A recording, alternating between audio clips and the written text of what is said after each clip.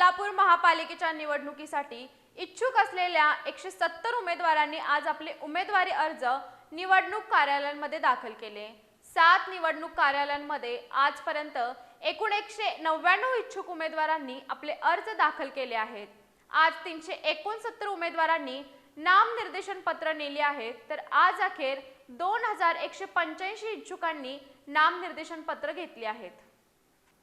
कोल्हापूर महापालिकेच्या निवडणुकीचं वातावरण चांगलंच तापू लागले। काही राजकीय पक्षांचे उमेदवार जाहीर झाले आहेत, तर काही उद्या मंगळवारी होणार आहेत।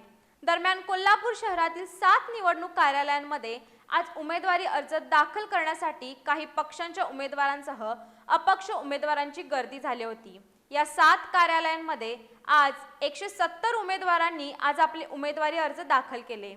आजपर्यंत एकूण 199 इच्छुक उमेदवारांनी आपली नामनिर्देशन पत्र या कार्यालयात दाखल केली आहेत। याचबरोबर आज 369 इच्छुक उमेदवारांनी उमेदवारी अर्ज घेतले आहेत, तर आज अखेर 2185 इच्छुकांनी नामनिर्देशन पत्र नेली आहेत।